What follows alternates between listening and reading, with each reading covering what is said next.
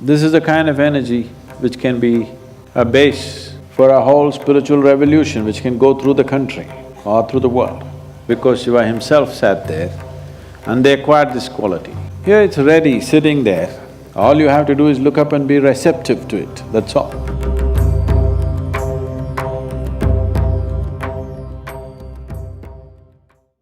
When Adiyogi himself was in a state of distress, or maybe distress is not the word, when he was in a certain state of acrimony with himself, when he could not fulfill the promise that he kind of made to a devotee, because he got deceived by some other forces. He was disappointed and angry with himself, in a certain state of despondent. In that state, he came and sat here. Probably most of you know the story about why he became like this. So to put it very simply, a South Indian woman, South, the very tip of the subcontinent, which is today, for a long time it's been known as Nagarkoil, which means the serpent temple. Today the very tip is known as the Kanyakumari, where the three oceans meet and merge. So really down south, a woman devotee expressed her love for him and said, she set a date for him. No, she was not having a date with him, she set a date for him. That by this day's sunrise, if you do not appear and marry me, I will shed my body.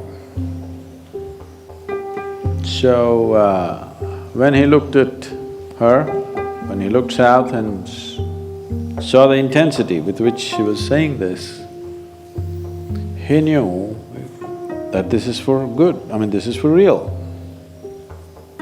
That she's actually going to leave her body if he does not make it.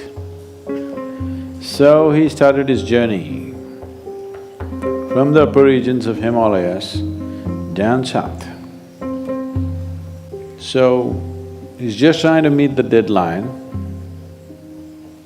but there are any number of people who don't want him to marry a South Indian woman. So, they put various types of obstacles in his way, but he ignored all that and he came on. When he came very close to this place, when he was just 22 kilometers away, what they did was, they put up a huge heap of camphor and lit it far away. In the early morning, mist, when there is mist, every particle of water in the air acts like a magnifying glass, and it just blew up in such a big way that it actually looked like a sunrise.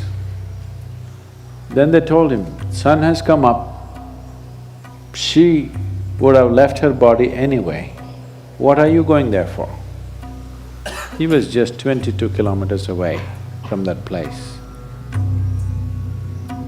Then he saw the whole place being lit up by the sunrise, which was actually a camphor hill that they lit.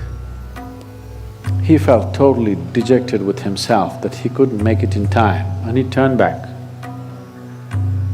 So that place today is known as the Suchindran. And he walked up this way, went up this mountain and sat there, despondent, angry, in a state of self-acrimony. He did not sit there blissfully. He sat there very intense, angry, not with someone else, for his own failure. So because he sat here in that condition, which is rare, the place acquired a completely different kind of intensity, a completely different kind of quality about itself, and it bred a whole series of yogis who went to do sadhana there because Shiva himself sat there, and they acquired this quality. They walked with the same rage and intensity, not rage about anybody, simply angry, not about anything. So, a whole series of yogis came from that.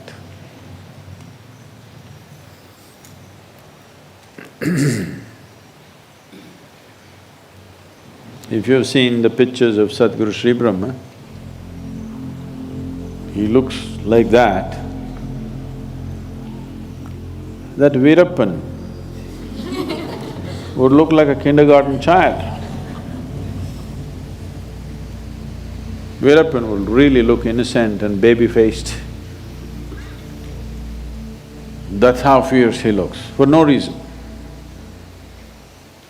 He simply walked in anger all the time, not about anybody. Extremely compassionate, but just angry. So this was not the first one, the whole series of them like this, because they got their push from the energy at the peak of this mountain.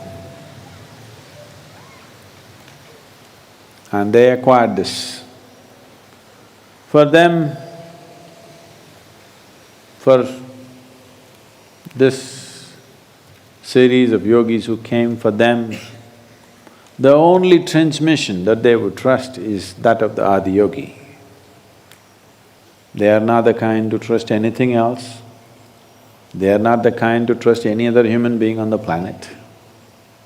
Only if it comes from him, it's real for them, otherwise it's not. So they grew in this, because here Adiyogi sat in a certain state of fierceness, despondence, and a kind of acrimonious condition within himself. The very peak acquired that quality, divine, but in a different way. They became that kind. You don't know how much it's taken to culture this one, to civilize this one, to make it look… I know I still don't look civilized, but I'm at least… if you don't see my face, I'm sounding civilized, haven't I?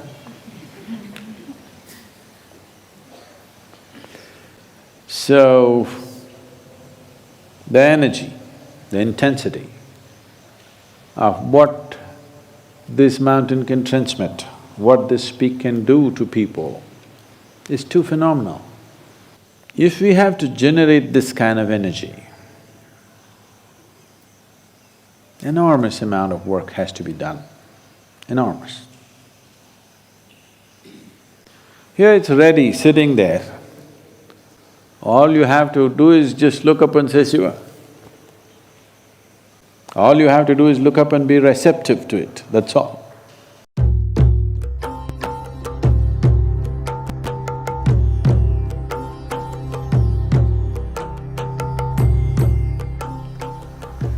When such a energy basis is available, this is the kind of energy which can be a base for a whole spiritual revolution which can go through the country or through the world. This is not an exhaustible kind, it's an inexhaustible kind. It's not something that'll run out. It's something the more you draw, the more forceful it becomes. We would like this to happen to the whole world, but I'm thinking right now, I'm getting old, so I'm thinking more modest these days. I'm thinking at least people who happen to be born in Tamil Nadu should not spend their life without ever being in touch with this energy. This must happen at least for the 62 million people. We don't want to leave out the country, but I feel if it happens to whole of Tamil Nadu, Tamil people are very effervescent people. I'm sure they will make sure the rest of the country shakes with that energy too, if all of them get it. For me personally, the mountain is of great significance because my guru chose to leave his body there too. And I've still not dared to step into that space. I know where it is, but I still don't have the temerity to step upon his grave. So I'm staying away from it for now. So, this is a mountain of a temple. If you have to create that kind of energy, what it takes is not simple. It's not simple at all. It will be phenomenal work. So monumental, it's almost humanly impossible kind of work. But it's all done and kept ready, just in a natural form. If we don't make use of this would be very foolish, especially for the local population. It would be extremely stupid not to make use of this energy, because this can transform everything that human being is. And we can breed more angry yogis who are wonderful beings, but who don't have to pretend to be kind and gentle and compassionate. They're simply the way they are. They're just like the wild. They're like a tiger in the forest or a tusker that tramples through everything, but whatever he does is still useful.